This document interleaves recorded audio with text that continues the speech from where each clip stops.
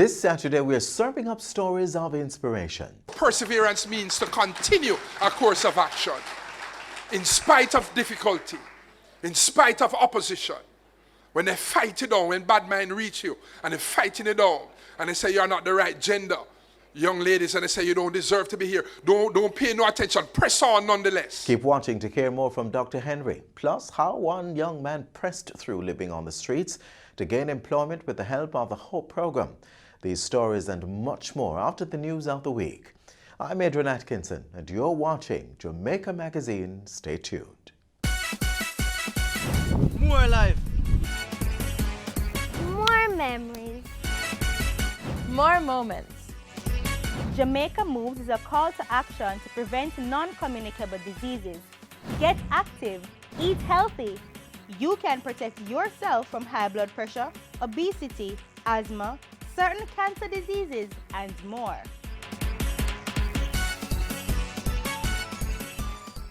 In case you missed it, next we have a roundup of the major news stories coming out of the government this week.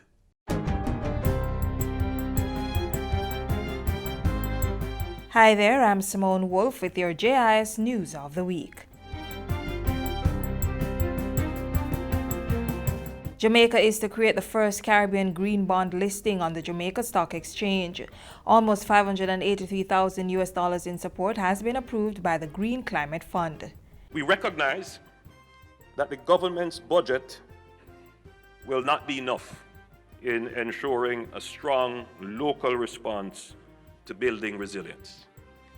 However, we also recognize that the government has a key role to play as market maker and regulator in mobilizing, incentivizing, and partnering with the private sector in financing areas of strategic climate action.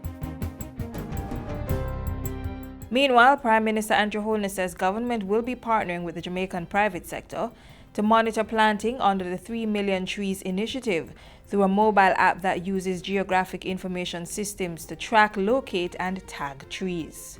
Our aim is to improve the resilience of our coasts, hillsides, and plains, while also improving the beauty of our urban centers, major thoroughfares, parks, and the added effect of offsetting greenhouse gas emissions. Government pulled in $202 billion in revenue and grants for the April to July period of the 2019-2020 fiscal year, 2% higher than budgeted and 8.9% more than the corresponding period last year. The Senate has approved a 90-day extension of the state of public emergency for the St. Andrews South Police Division. Leader of Government Business in the Senate, Minister Kamina Johnson-Smith, says a committee is being established to track successes under the states of public emergency. The Prime Minister had indicated that there would be a quote-unquote epoch-style oversight committee established to monitor progress, and that the framework for this, however, had to be developed. He had charged persons to set up a working group within the partnership, and they are working through and with this ACON group that has been mentioned to take that matter forward. $350 million more has been provided for the country's efforts to fight mosquito-borne diseases, particularly dengue. The funds are to be allocated so far as follows. Temporary work employment, some $189.5 million. Source reduction, bulky waste removal, this is in conjunction with solid waste and local government. It's $120 million. Public education campaign, $30 million. And vector control intervention, including drum covers, brochures, and so on, $10 million. Norman Manley International Airports Limited is now authorized to conduct aerodrome operations after the aerodrome operator certificate was presented to the Airports Authority of Jamaica on Tuesday. It says that the entity has met the requirements of civil aviation regulations and the conditions prescribed thereunder for the issuance of the certificate, and is hereby authorized to conduct aerodrome operations in accordance with the said operating regulations and rules and the terms and conditions. Residents of Top Hill and Retirement District in Malvern, St. Elizabeth now have free access to the commodity following the opening of 2 water shops in the communities. 2 more will be constructed, and I hope, Mr. Wilson and Mayor, that at least we can complete at least 1 more before the end of the calendar year. And we are going down to Myersville,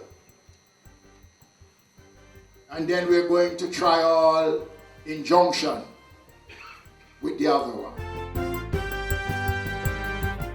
And Enid Bennett High is the second school in recent weeks to benefit from a rainwater harvesting system. There needs to be a complete turnaround in how we use the resource if the structures that we put in are to be maximized. Are you doing your job in turning off the tap? Are you engaging principal in the school in the conversation about conservation?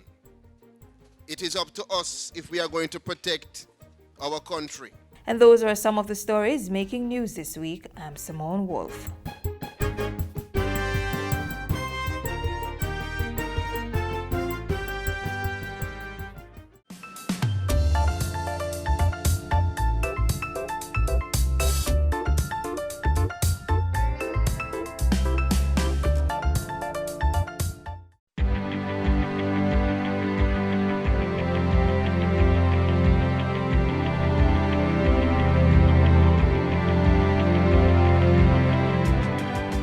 Develop a sense of purpose that says you're not here by accident.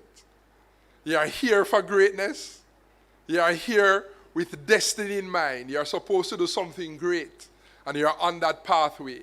There are persons who are in the departure lounge of life, at the end of their life, and they look back and they have regret because they never took time to uncover and develop a sense of purpose. Why am I here? What am I supposed to do before I leave this 7 billion people planet called Earth? What am I supposed to accomplish? Having a sense of greatness that's in you. You're talented, you have gifts and abilities. Some of you are good with numbers, some of you are good with words, some of you are good with both, some of you are artistic, creative, some of you are sports oriented, and there are many things. And you take time to discover what are you passionate about. What can I just do naturally? I can jump out of my sleep and do it easily. Speaking now to your talents and abilities, your giftings. All of these come into your sense of purpose. The things that you are to do in life as you are to impact people. When you dream, when you close your eyes, what do you see yourself doing? And knowing that the sky is the limit. Second thing I want to say quickly is that you must learn to persevere. I heard Marquis speak about perseverance. Everybody say perseverance. Sometimes we don't achieve much because we give up too easily. You have to learn, if you want good, your nose have to. Yes, man, you have to get your feelings hurt and still go on. When I was doing my PhD, boy, a man tell me, man, people seem to like you. Wayne, why don't you just leave this program and go back to your country? You have a master's. The PhD is not for you. Why don't go and make money? And that was a racist comment because I was black. I was the only black person in the program. And he was saying things that hurt me, and I didn't want him to see me offended. I left his presence, went into my room, and I cried. But I decided to continue in my effort for excellence. Are you hearing me? And so perseverance means to continue a course of action in spite of difficulty, in spite of opposition. When they fight you down, when bad men reach you, and they're fighting you down, and they say you're not the right gender, young ladies, and they say you don't deserve to be here, don't pay no attention, press on nonetheless. And it means you also have to have the right people around you. Be careful of the company you keep. As you go through life, you're going to make mistakes. As you go through life, you may fail at something. You want people around you who can encourage you to get up again. The young man in our next feature is the embodiment of what Dr. Henry just spoke about: purpose, passion, and perseverance. Watch this.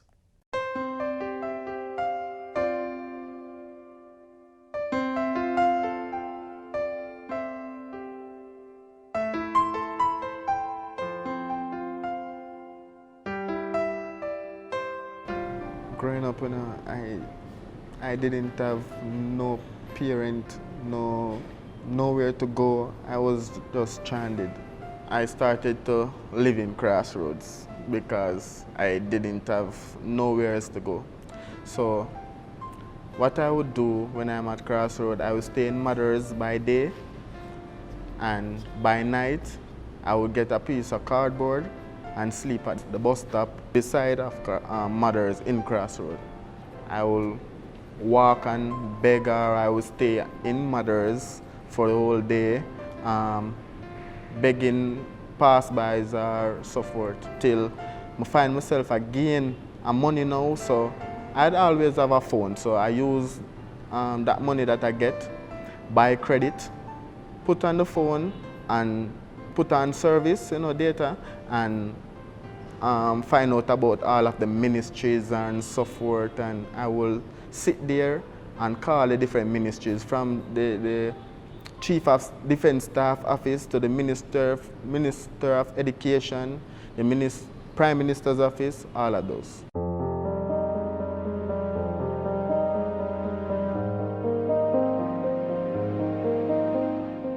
So I keep on calling and keep on calling till I call the Prime Minister's Office again, and as secretary, I talk to her till I tell myself, say, I can't take it no more. I start crying, I tell the lady, say, Miss, please just help me. Please, I beg you, help me. And the lady say, young man, I will guarantee you that I will help you. So don't worry yourself. She called me back like an hour after or so forth, and she said to me that I got to a person that I think will most likely help you in your situation, which his name is Mr. Martin Rickman. He is the head coordinator of the OPE program.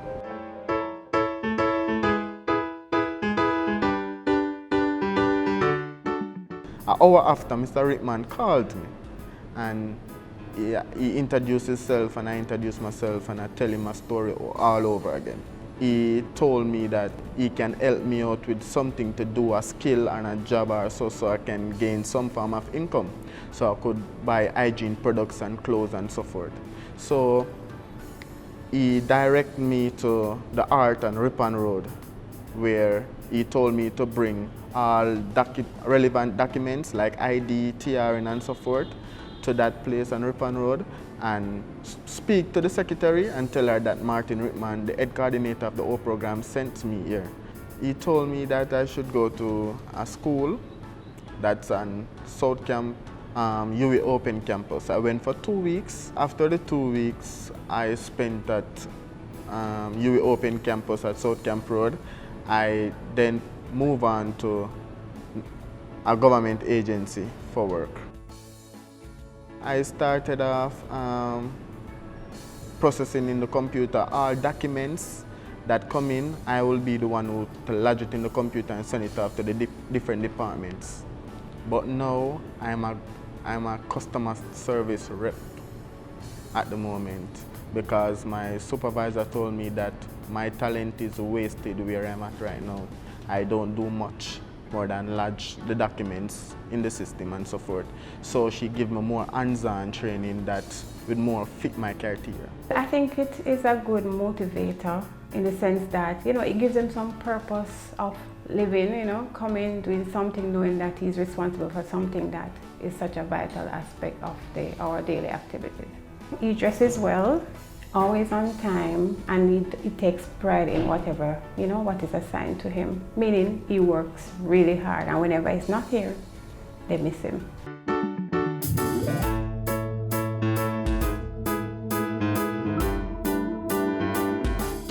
This particular day now, I think it's the following week, after Martin Rickman helped me out with the O program and so forth. I saw a lady, just a random lady, I was begging and so forth. And the lady see me and she started to talk to me and ask me, why am I here and so forth. So I told her and I spoke with her, and she take me into Mother's, she buy me a patty and a juice. And we were talking, just talking and talking, and then she asked me, do I want to come to stay with her? With a glad face, I accepted and said, yes, I would love to come home with you. When she took me in, it's like, I was very welcome, because just looking, I had a bed to sleep in that used to be a cardboard. I had food to eat that used to be me begging on the street just to make ends meet, just to eat a little patty or something. I had dumpling, she gave me all type of food that I longed to eat from a longer while. You know the reason why I do it?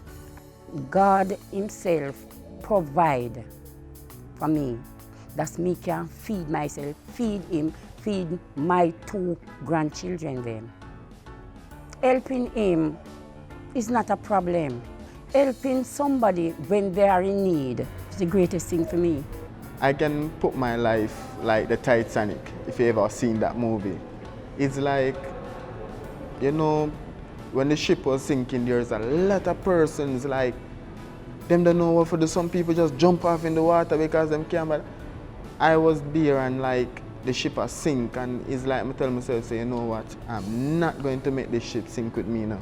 So I decided to just jump off. So when you jump off now, I decide say, you know what, I nah give up, I nah just drown so, I nah just go down so. So I tell myself, say, you know what, I go swim. Till I see a light, and that light was Martin Rickman, who shine a lot of other lights for me to a lot of different islands, a lot of different places.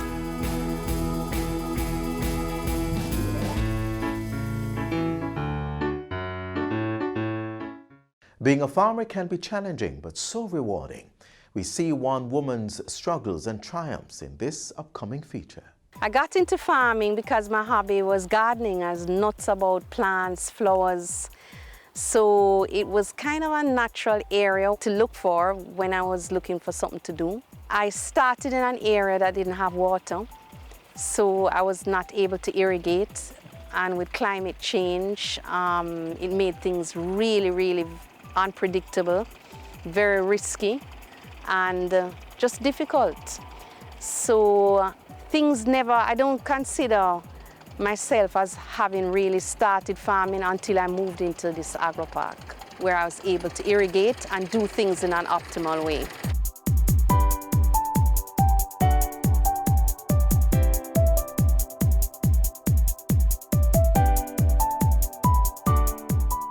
Amity All is approximately 2,400 acres. We have 22 investors, 5 of which are female. The soil is predominantly Sydenham clay, and the crops that do well here, we have the cooker bits. That would include pumpkins, sweet potatoes, zucchini, squash. Also a few tubers do very well, sweet potatoes and cassava.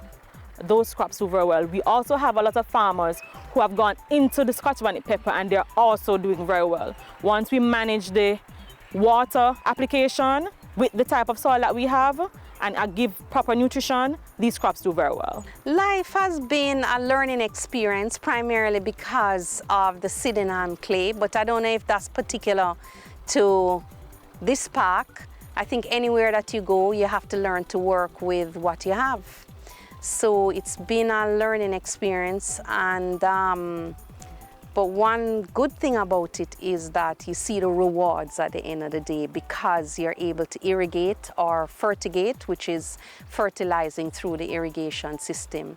So you're getting closer. I see myself inching closer and closer to the point where I'll get optimal yields, which is what every farmer wants. Everything that I produce goes to food processors.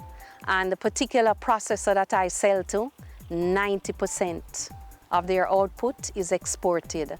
So I like to think that I'm a part of that whole chain that is earning foreign exchange for the country. I plant only hot peppers.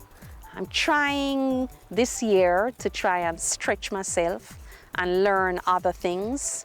So I'm hoping on the boundaries I've created little areas where I'm going to do some experimentation.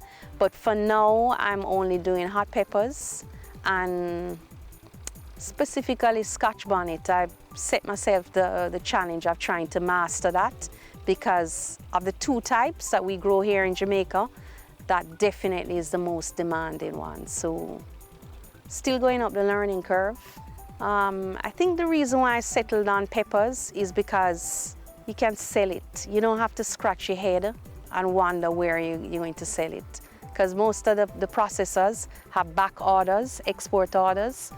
And in fact, we've found ourselves in the situation in Jamaica where processors have to import pepper mash, so you will never ever have a problem sending your product. If you never went to farm school, if you don't really have experience, try to get into a situation where people are readily accessible to give you that encouragement. Not just advice, technical advice, but also encouragement, because sometimes you may go through a little period where you feel, wow, is this really worth it?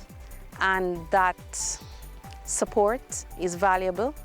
But that's one thing. In terms of practical advice, don't go anywhere without water. Just don't go anywhere without water. That's the mistake I made.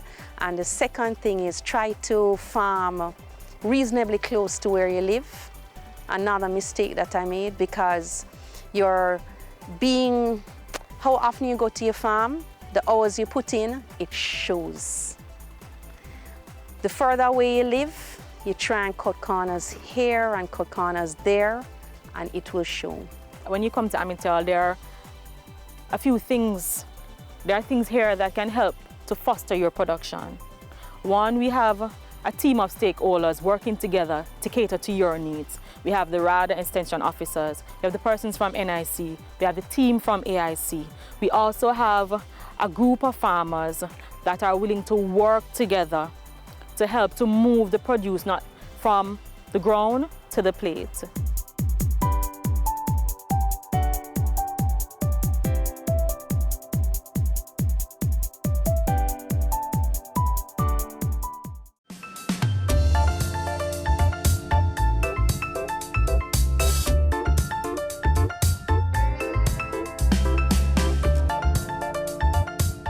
It's Heritage Month, so you know we had to drop in a feature on an aspect of our culture.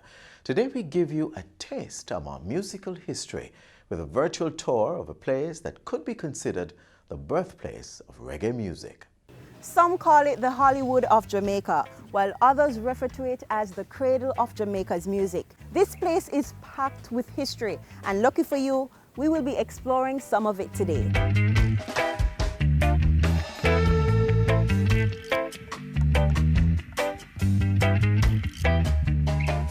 This culture is a museum, you know, and it's a history of Trenchtown. It has a whole lot of legacy in it.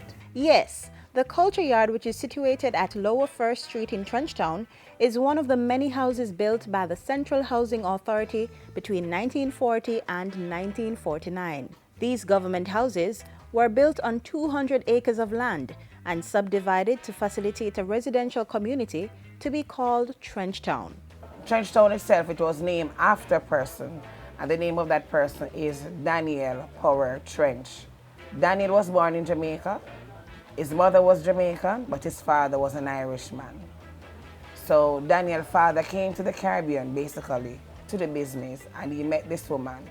They got married and had 14 children, and there comes Daniel. Greenwich Park Estate Land, that was the name of the estate that was owned by Mr. Trench. And what had happened was, before Daniel died, you know, he was born 1813, he died 1884. He actually left that land, the estate land, to last his family at least 99 years. And what had happened was, there was a huge earthquake in 1907 that had destroyed the estate land beyond repair. So later on, the land became a squatter settlement. You had persons who started to squat on the land, and afterwards now you find where the government came in and had asked the family to sell the land to them. So it was sold to the government, and that's when the government now divided the land in different areas. On the land, the government built 4 different blocks of houses, namely H, S, T, and U block. On the U block is the Trenchtown Culture Yard. People travel from near and far to learn about the phenomenal history of Trenchtown and the successful people and musical bands it has produced, such as the Heptones, Abyssinians, and the Wailers. Within these walls, Visitors also get to observe furnishing and instruments used by the musical icons who once lived here, including the great Bob Marley and his mentor and co-writer, Vincent Tata Ford. So Vincent Ford, this is all his writings on the wall. This is him. This is his furniture. This is his Bible. It was in this space that the popular Bob Marley hit, No Woman No Cry, was penned. In this song, listeners are able to get a feel of some of his experiences while living here. His first vehicle of what he owns, his first acoustic guitar, the single bed of what he sings about also is there. And there are many bits and pieces of Bob that is still here. It's emotional.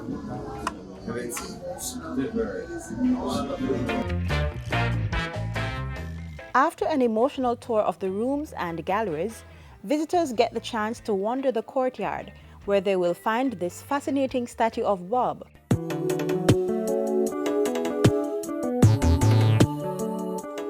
And this captivating mural of the Culture Tour. But the tour of the Culture Museum and Yard is just one of 3 tours available to visitors. So normally we offer 3 different tours. The tour 1 is just inside the Culture Yard itself. You get a guided tour with one of our tour guides, and it's just a tour inside of the galleries. We offer a second tour. That tour takes you to where Bob Marley's mom lived when she came here in 1956 and Bob was only 11. So that house is basically not just Bob Marley's mother's house. That is also where Bunny Wailer lived. Because, you know, Bunny Wailer and Bob Marley, they were stepbrothers and they share the same home. We also have different craft shops in the area where somehow persons can make their own money. So the guides would walk with you there. There's also Trenchtown Ceramics, where the persons, they make ceramics out of our own Trenchtown clay. And at the end of that, it stops at the recording studio that we have in Trenchtown called the Jamming Studio. So there, you know, persons know, the guests get an experience of how the rhythms are made.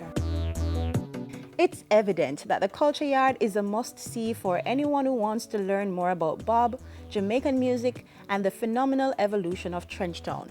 It's no wonder the site was declared Jamaica's first inner-city heritage site. The venue opens every day, 9:30 a.m. to 5 p.m. on Mondays to Saturdays, and 10:30 a.m. to 4 p.m. on Sundays. To arrange your visit or guided tour, all you have to do is contact Tour Manager Sophia Doe at 876-859-6741. Trust me, you don't want to miss out on this rich cultural experience.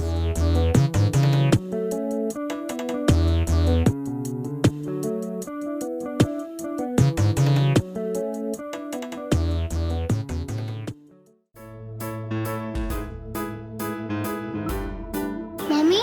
Yes, sweetie? How can I change my world? You can change your world with just one word. Thank you, Miss. One action. We can change the world with acts of random kindness. Stay kind, act kind, be kind.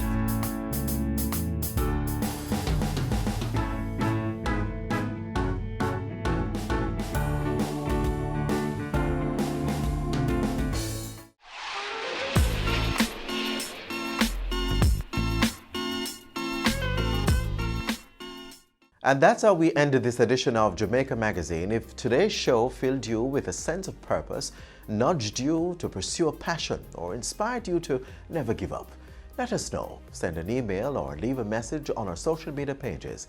Until next time, I'm Adrian Atkinson. Do take care.